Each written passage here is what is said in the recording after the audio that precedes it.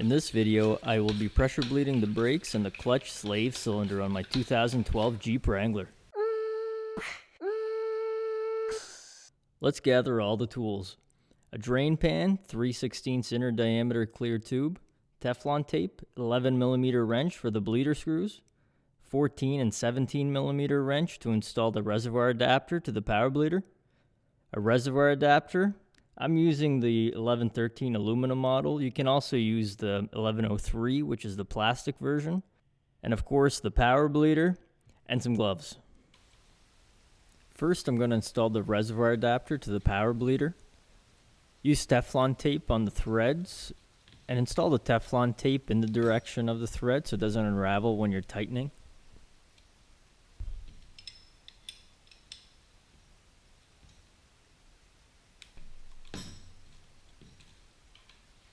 Now we're ready for the fluid. You can use .3 or .4 brake fluid. I'm going to use 1 liter of fluid because all I really need to do is bleed the slave cylinder, but I'm going to bleed the brakes a little bit because the brakes and the clutch use the same reservoir. So while I'm already set up with the pressure bleeder, might as well let a little bit of fluid out of the brakes as well. If you plan on replacing all of your fluid, you may need a little bit more, but you can always start with 1 liter and add a little more fluid and repressurize the power bleeder if you need to.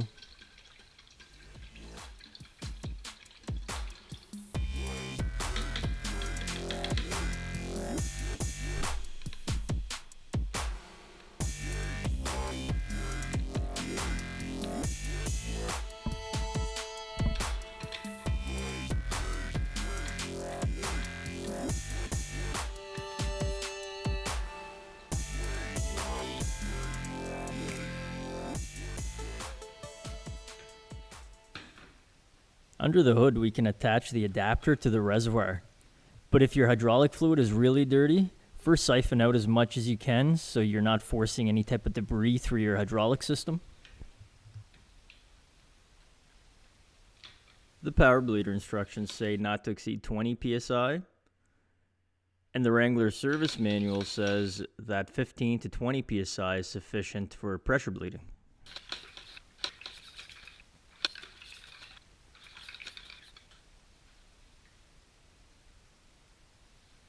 I'm going to start at the caliper furthest from the master cylinder, which is the rear right. First, remove the dust cap. And I'm going to slide my wrench on here first. I like to use the box end.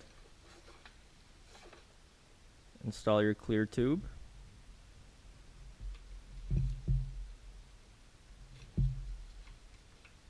Loosen the bleeder. And let the fluid flow until you don't see any bubbles and it's clean fluid that's coming out. And you can just snug it back up once you're satisfied. And then remove your wrench and your clear tube. And don't forget the dust cap. We're going to work our way closer to the master cylinder, so next up is the rear left caliper. And we're going to repeat the same steps that we just did on the rear right.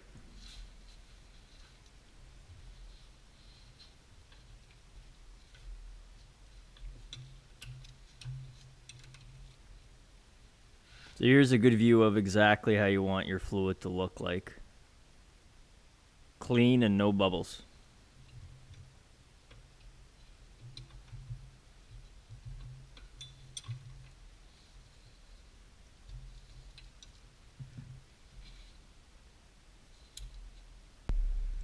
Next up is the front right caliper.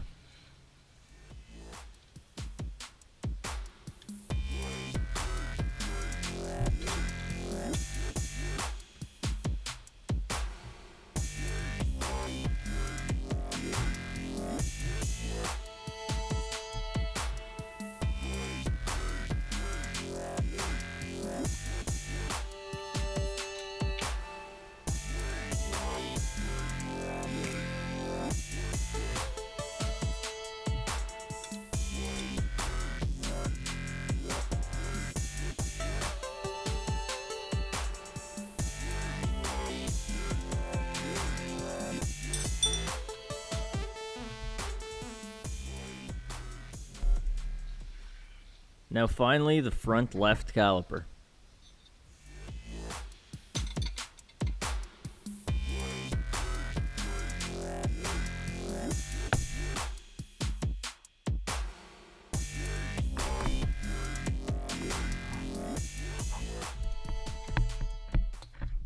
Now this one's pretty dirty compared to the other ones. You can see a couple bubbles coming out of there, so I'm gonna let this one flow a little bit longer. That looks pretty good. And that's it for the brakes. Next, I'm going to make my way over to the clutch slave cylinder. So if you drive an automatic, you won't have a clutch slave cylinder because you don't have a clutch. So you're all done. But if you drive a manual, it's a good idea to clean the fluid out of your slave cylinder as well. I'm going to disconnect my transfer case cable, and you can just give that a gentle pry and it will pop right off. And also give this clip here a squeeze and that will come off, and you can move the cable out of the way. I also already have my front drive shaft removed, but you don't have to remove it to bleed the slave cylinder. You can comfortably access the slave cylinder without removing the drive shaft. The only reason I have mine removed is because I replaced the throw bearing and the pilot bearing, so I had the transmission removed. And I just held off on installing the drive shaft until I finished everything. Let's get the dust cap out of the way. And attach your clear tube.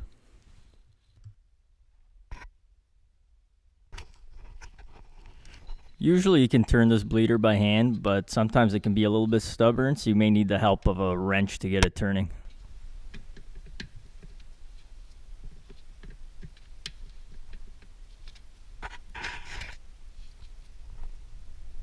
I just installed the slave cylinder, so we're going to see a lot of air come out of here.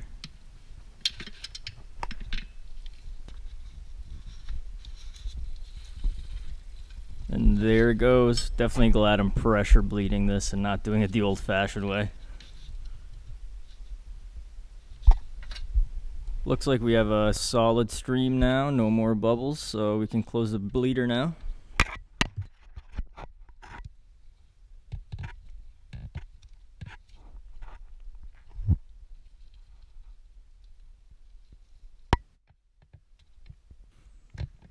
Don't turn this until it's tight. Just line up the marks here and it will be in the closed position. Now we can remove the clear tube. Trying to be gentle here so I don't make too much of a mess.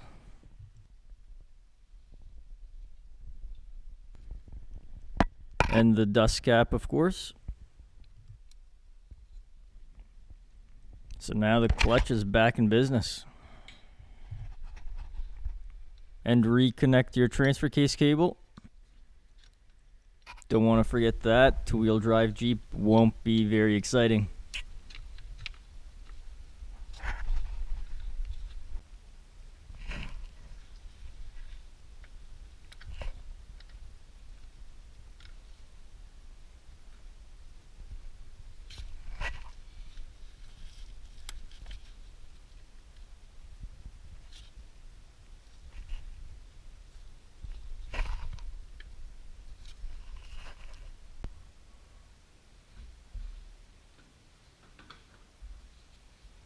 To release the pressure, loosen the cap on the pressure bleeder first.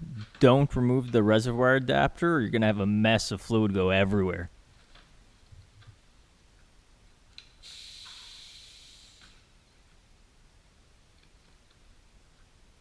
Once you have the pressure released, you can remove the reservoir adapter and check your fluid level. My fluid level is a little high, so I'm going to use a syringe to siphon some fluid out.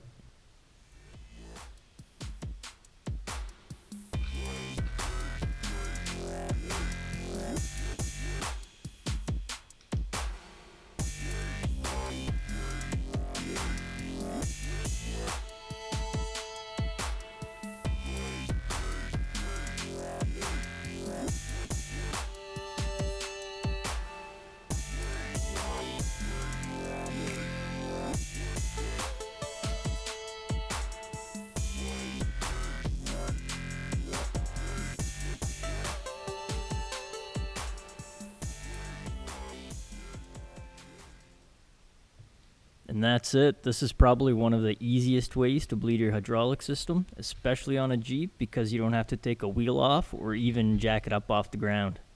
Thank you for watching. If you enjoyed the video, please hit that like button and subscribe.